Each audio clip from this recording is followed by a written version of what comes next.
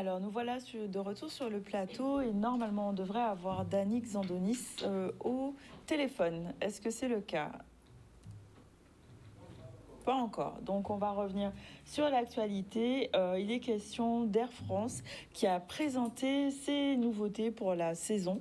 Nouvelle destination, des services renforcés, des perspectives pour le tourisme. On va parler de tourisme tout à l'heure quand on aura le direct avec Danick. Mais on voit cette conférence qui a eu lieu et qui était suivie par Charlie Dagonia. Les principaux changements, c'est qu'on a ouvert Fortaleza au mois d'avril 2025 et on vient prolonger la desserte de Fortaleza cet hiver. Donc vous pourrez effectivement vous rendre une fois par semaine à Fortaleza aussi tout l'hiver 2025-2026. On vient également renforcer notre programme de vol au départ de la Guadeloupe puisqu'on desservira Paris-Charles de Gaulle et Paris-Orly jusqu'à 3 fois par jour. Au départ de la Guadeloupe, si bien que notre réseau aujourd'hui permet aux habitants de la Guyane, de la Guadeloupe et de la Martinique de se rendre vers l'Amérique du Nord, vers l'Amérique centrale, vers la France, la province et l'Europe, ainsi que le reste du monde, très facilement, beaucoup plus facilement qu'auparavant. Alors à ce stade, on est dans la continuité de cet été, on voit des réservations qui sont plutôt en ligne sur l'hiver. On reste vigilant parce qu'on sent parfois une flexion des réservations et c'est lié au contexte géopolitique assez lourd qu'on connaît en France avec les changements de gouvernement, les changements de politique. Donc forcément, ces choses-là ont un impact sur la demande. À ce stade, on est plutôt en ligne, mais on reste vigilant. Cette année, il y a des initiatives concrètes qui ont été mises en place. On offre du contenu Canal+ sur tous nos écrans individuels et dans toutes les classes de cabine gratuitement. On est en train également de déployer le Wi-Fi très haut débit, gratuit, à l'ensemble de nos passagers. On vise 30% de la flotte équipée à fin 2025 et la totalité en 2026. Également, sur notre hub de Charles de Gaulle, on a signé en juin un protocole d'initiatives, de plusieurs initiatives avec le groupe Aéroport de Paris, qui vient améliorer significativement l'expérience passager à Charles de Gaulle, qui est déjà, pour la petite anecdote, le premier aéroport européen, pareil au classement Skytrax. Et dans ces initiatives, on a déployé en juillet ce qu'on appelle le Short Connection Pass. C'est un pass que reçoivent nos clients dont les correspondances sont courtes ou jugées à risque et qui leur permet de bénéficier d'un parcours prioritaire, ultra prioritaire à Charles de Gaulle. Donc voilà, plus de stress et des correspondances réussies. Le prix du billet, c'est une préoccupation forte pour nous. Il faut que notre offre soit en lien avec la demande. Il y a quelques jours, on est sorti d'une campagne promotionnelle intensive. On a communiqué à la radio, sur le bord des routes, sur le digital. Aujourd'hui, nos tarifs d'appel demeurent attractifs, même si nous ne sommes pas en période promotionnelle, avec des allers-retours vers Paris à partir de 544 € au départ de la Martinique et de la Guadeloupe. Et effectivement, ces opérations promotionnelles, elles ont vocation à être régulières. Donc on fait attention, on fait en sorte que notre offre soit corrélée à la demande. Et donc après le tourisme, on va revenir à la culture et à la transmission. Au collège Saint-John-Perse, les élèves se rapprochent de l'héritage de ce grand écrivain guadeloupéen.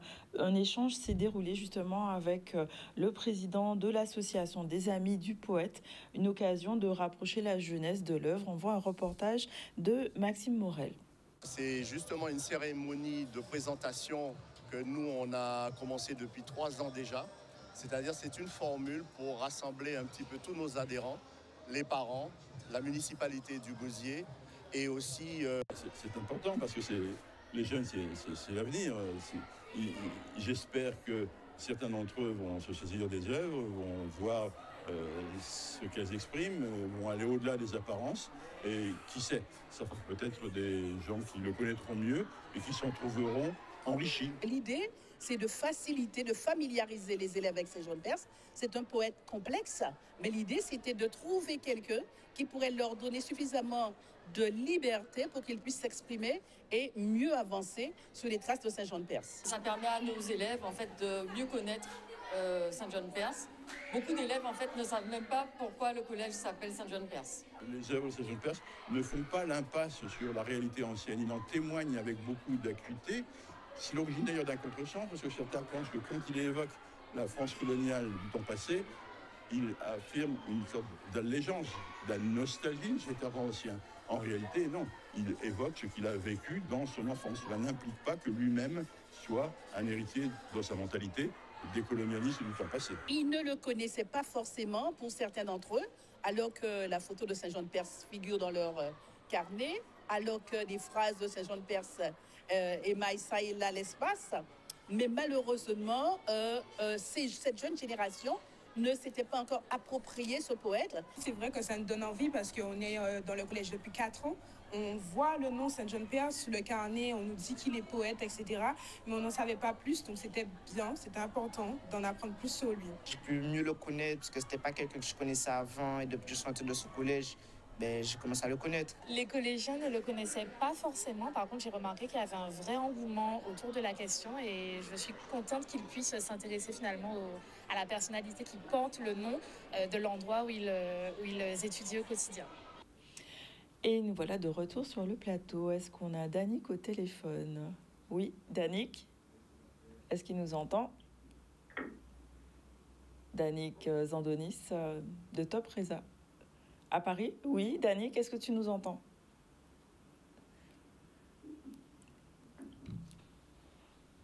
Danick Zandonis, notre correspondant en direct de Top Reza. Est-ce qu'on entend? J'entends pas sur le plateau. Oui. Depuis Paris, puisque je suis là pour ce salon qu'on appelle maintenant Top Reza. En fait, son vrai nom c'est IFTM. Alors donc c'est une, j'ai envie de dire, c'est presque une espèce de foire parce que on trouve pratiquement toutes les structures touristiques du monde entier qui viennent là chaque année.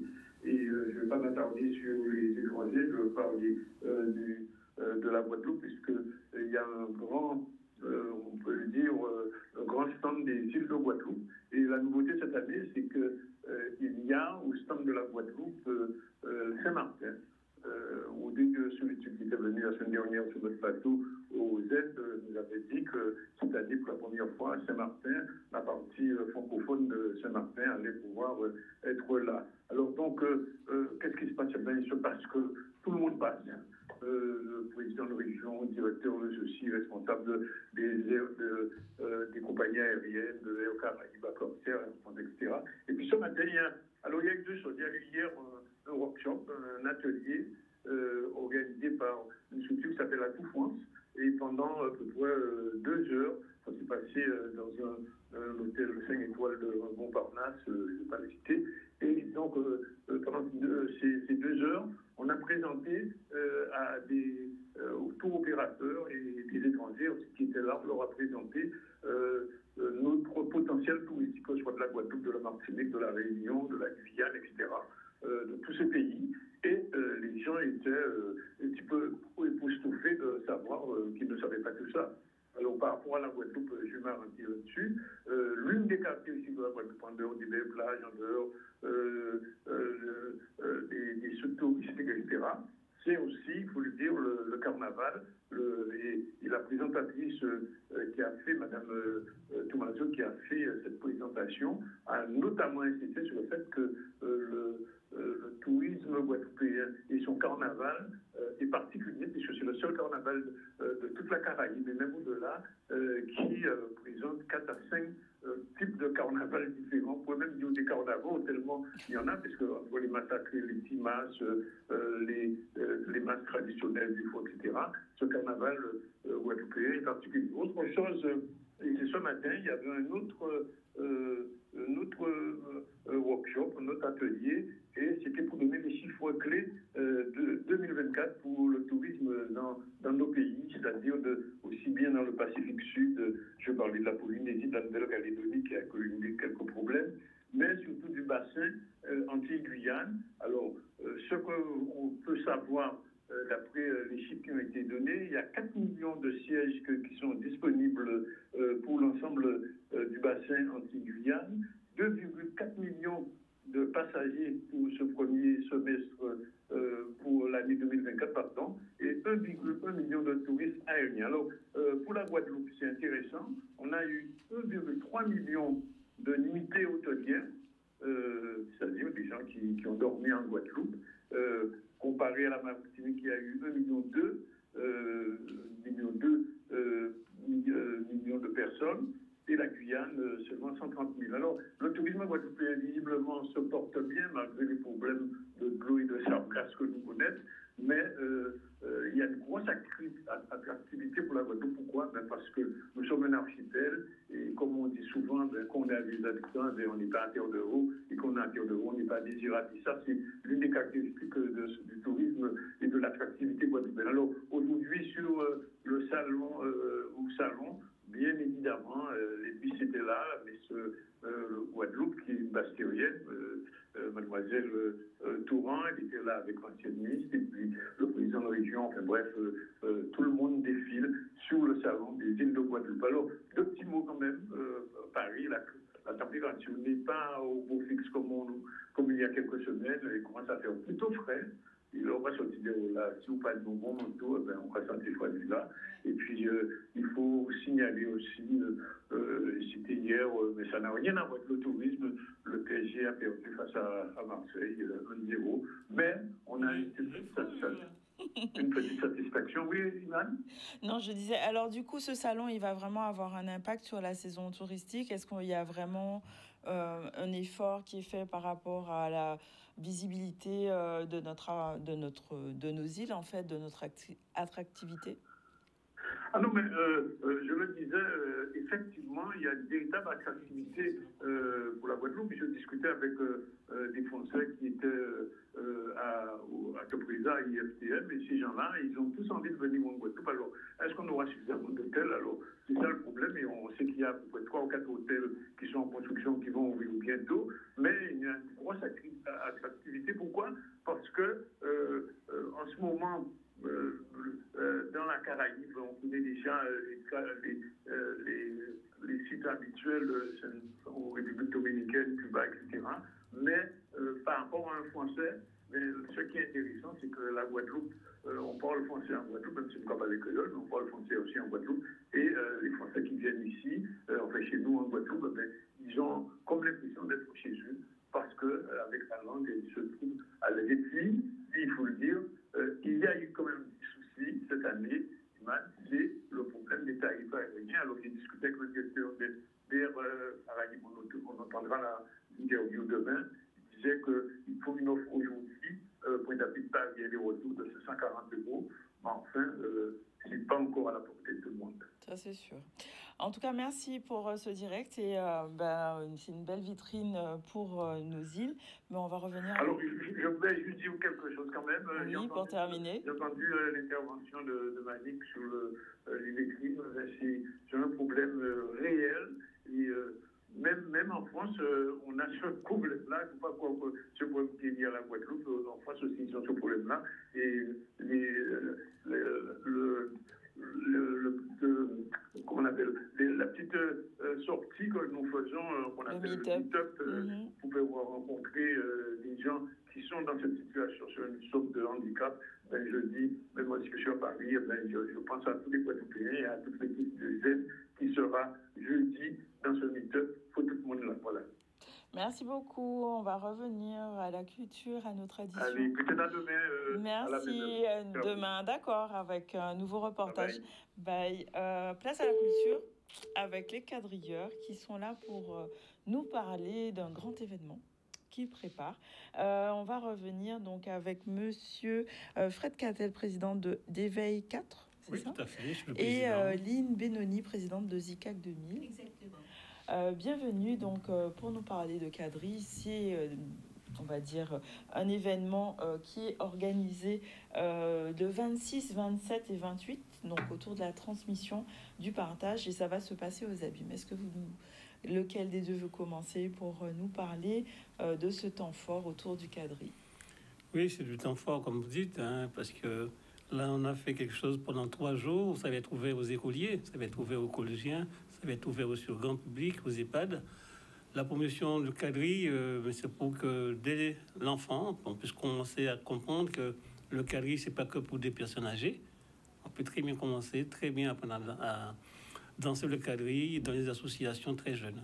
Pourquoi c'est important? Mais c'est important parce que c'est la tradition de notre pays. Donc forcément, si ça se perd un peu. Se perd aussi un peu. On connaît le Goka. Il y a des festivals de Goka, mais bien aussi qu'il y a des parades aussi de quadrille. Il y en a aussi, bien sûr. Mais ça, c'est vraiment ouvert pour tout le monde. On en parle moins, alors. On en parle moins pour les collégiens, pour les écoliers.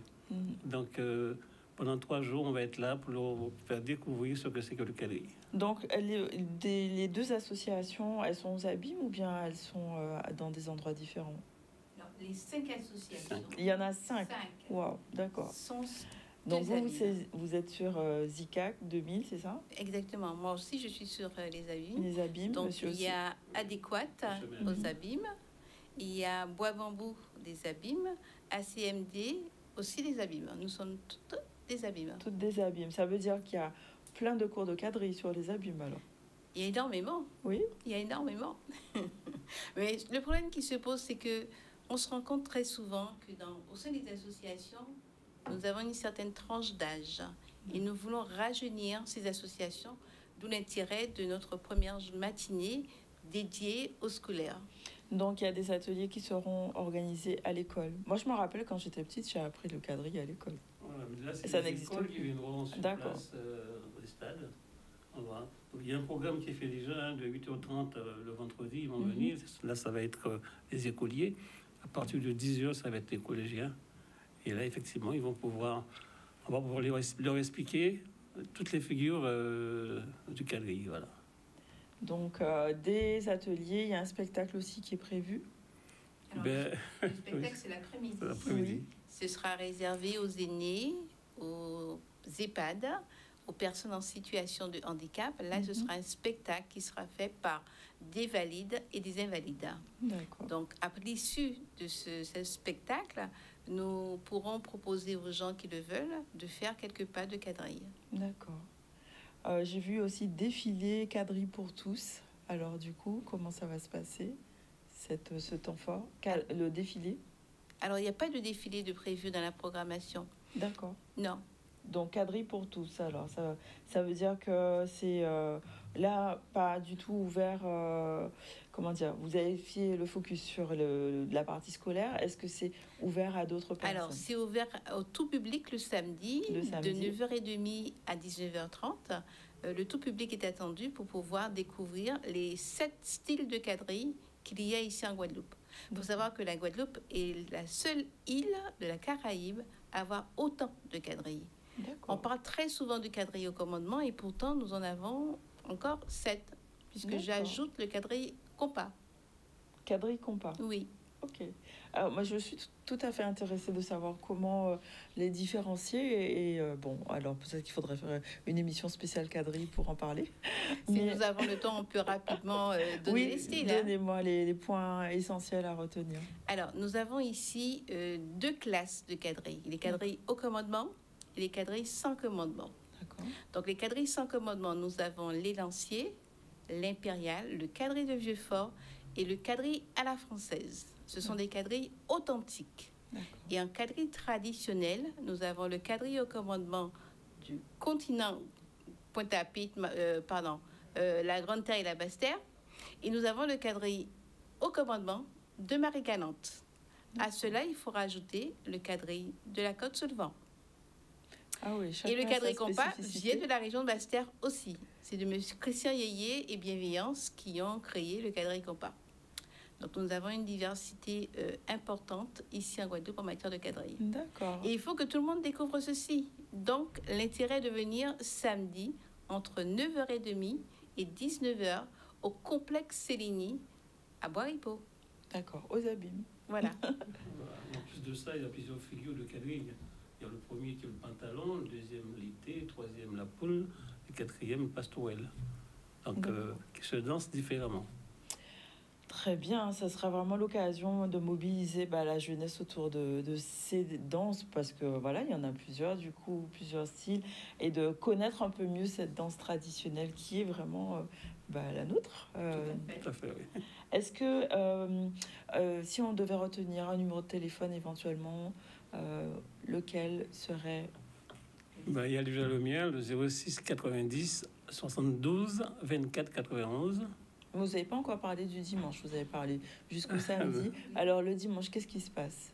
Le dimanche, il y a une bénédiction pour tous les quadrilleurs à l'église. Hein. Donc ça va être à l'église des Abîmes. Immaculée Conception. Et puis après, à la sortie de la messe, on va faire une démonstration de quadrille aussi, avec plusieurs associations sur la place. D'accord, donc ça c'est 9h30, 11h30 le dimanche. Un numéro de téléphone, reprenez-le si vous n'avez pas encore...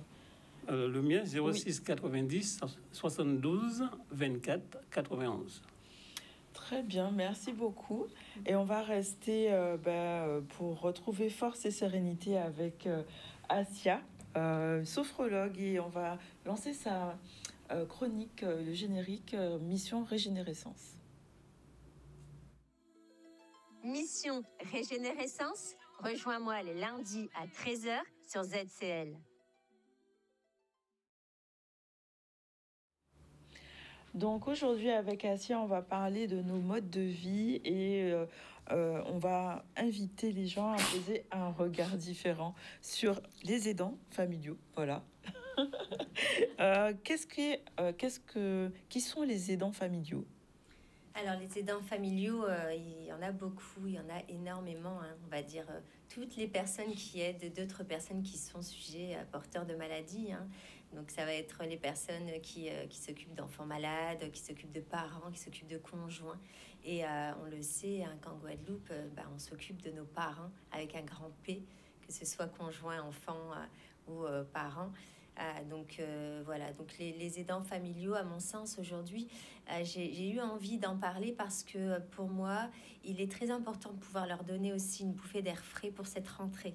Tu vois, on parle beaucoup de la rentrée scolaire, on parle beaucoup de la rentrée en général, mais les aidants familiaux, à mon sens, ils ont énormément besoin d'aide, besoin d'air frais, besoin de pouvoir ressortir, libérer leur stress et pouvoir récupérer de l'énergie pour l'année aussi. Donc, ils pourront peut-être aller au quadrille, mais j'imagine que... pensais tout à l'heure, tu vois. Ils pourront peut-être aller au quadrille, mais on peut les aider concrètement avec des structures qui existent. Oui, alors...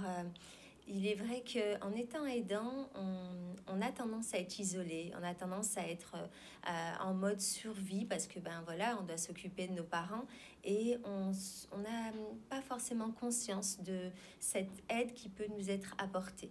Tu vois, moi par exemple, j'interviens dans beaucoup de structures pour les aidants, les personnes qui ont des enfants porteurs de handicap par exemple, ou alors la maladie d'Alzheimer. Ici, le 21 septembre, c'était l'année mondiale, voilà, exactement, de la maladie d'Alzheimer. Et il est vrai que pour moi, c'est important de les sensibiliser pour qu'ils aient conscience qu'ils peuvent avoir de l'aide. Tu vois, par exemple, contacter les CCAS les plus proches. Moi, j'interviens dans pas mal de CCAS en Guadeloupe et je me rends compte qu'on fait des choses. Mais pour autant, il faut pouvoir le conscientiser, être sensibilisé à ça. Guadeloupe Handicap aussi, appelez Guadeloupe Handicap, appelez les mairies si vous cherchez vraiment de l'aide et pouvoir avoir des ressources, être accompagné dans votre quotidien. Oui, voilà, parce que c'est très lourd au quotidien d'avoir l'énergie justement pour aider ses parents. On y pense du coup pas, tu vois. Pourtant, on le sait. Je vois par exemple les formations que j'ai pu faire dans des structures pour des personnes qui sont aidants pour les maladies telles qu'elles soient. J'ai été surprise de voir peu de personnes. Parce qu'en fait, on n'y pense pas, on n'y est pas assez sensibilisé. Et du coup, on reste dans cette situation problématique et on s'épuise. Alors qu'il y a des choses simples qu'on peut faire au quotidien aussi, que tu peux mettre en place, par exemple. Tu vois, moi, j'interviens en collectivité, mais je sais en fait que les aidants familiaux nous écoutent cet après-midi parce que très souvent, ils ont quand même un peu de temps et ils prennent ce temps pour regarder la télé. Donc, j'ai vraiment à cœur de pouvoir donner des outils qu'ils vont pouvoir utiliser de manière simple et rapide. Le premier outil, ça va être... Alors, il faut savoir que pour libérer les émotions, libérer le stress quand on en a, il y a différentes manières. Il va y avoir le mouvement, comme les quadrilles, par exemple, pouvoir utiliser la danse. Mais pour les personnes qui sont seules, qui sont isolées, qui doivent s'occuper de leurs parents, mettre une petite musique, une musique qui les appelle et pouvoir bouger leur corps, juste 3 minutes, avec cette intention de je libère les tensions, je dépose les poids qui sont sur mes épaules l'espace de 3 minutes, ça fait énormément de bien. Donc, l'intention, la pensée de je le fais pour libérer ça, je mets la musique et je bouge mon corps, ça fait la différence. Donc, la première, ça va être le mouvement. La deuxième, ça va être d'écrire. Pour les personnes qui aiment écrire, aller déposer leurs pensées, ce que j'appelle les poubelles mentales sur papier, et ben ça fait vraiment du bien. Et moi, j'invite toutes ces personnes à ne pas, ne pas se bloquer, ne pas se freiner. Y mettre vraiment les pensées les plus sombres, les plus difficiles à dire et à ressentir, les déposer sur papier. Une fois qu'on a fait ça, on prend, et tel qu'une poubelle, on jette à la poubelle. On brûle aussi, c'est bien. Voilà, où on peut brûler. L'idée, c'est de pouvoir faire sortir ça. C'est toujours mieux dehors que dedans, tu vois. Donc, il y a encore autre chose, pouvoir et bien sûr en parler, d'accord? En parler autour de soi, passer un appel, appeler de la famille. Mais des fois, on n'a pas. Donc, c'est une réalité. Et il y a autre chose qu'on peut faire, c'est s'approcher de la nature. Donc, si on peut quelques minutes par jour aller près de la nature, il ne faut pas aller bien loin, se poser près d'un arbre. Moi, je vais aller même plus loin, parler à la nature. La nature est là avant nous. Donc, on n'a pas de personne pour qui on peut lâcher ce qu'on ressent intérieurement. Faisons-le auprès de la nature. Lâchons ce qu'on a à dire auprès de la nature. Donc, voilà, pouvoir libérer ses pensées, ses émotions de ce côté-là auprès de la nature, pour moi, c'est très intéressant. Et donc, c'est des petits tips. Oui, c'est des petits. La respiration, toujours. La respiration. Consciente, c'est-à-dire porter son attention sur la respiration. Voilà ce que veut dire la respiration consciente. Moi, je vais inviter n'importe qui à vraiment le faire parce que il se passe au niveau du corps des hormones de bien-être qui se déclenchent. Le cerveau dit à notre corps que tout va bien dès qu'on porte notre attention sur la respiration. Donc, l'idée étant tout simplement, j'inspire avec mon ventre, je bloque la respiration une seconde et je la relâche. Je le fais 3 fois par jour ou dès que j'en ressens le besoin. On le fait systématiquement sans réfléchir, des fois. Quand on est énervé, la première chose qu'on va faire, c'est... tu vois. Et bien là, mettons-y de la conscience. Merci. Oui, bien sûr, je suis sophrologue de métier. Donc, effectivement, c'est pour ça que je parle de la respiration. Mais y porter déjà son attention, juste ça, quelques secondes par jour... Inspirer et souffler, c'est déjà de la sophrologie. Voilà. Et c'est porter vraiment le regard sur soi aussi, parce qu'en étant aidant, c'est souvent vers l'extérieur. Et c'est important aussi de se recharger intérieurement pour mieux aider l'autre aussi. En fait, c'est vital. On ne peut pas donner à l'autre ce que nous n'avons pas. C'est comme si nous donnions de l'argent alors que nous avions les poches vides. À un moment donné, on s'épuise. Donc, il est vraiment vital pour soi d'aller récupérer ses ressources, se les approprier pour ensuite être présent totalement à l'autre. D'accord. Merci beaucoup, Assia. Des contacts éventuellement, si on veut... Oui, alors moi je reçois travailler avec toi au 06 90 28 57 18. J'interviens dans différentes structures. Donc voilà, je suis porteuse de projets dans différentes structures en Guadeloupe et dans les îles. Et on peut m'appeler aussi en individuel, bien entendu. Merci beaucoup, Assia. On va conclure notre émission.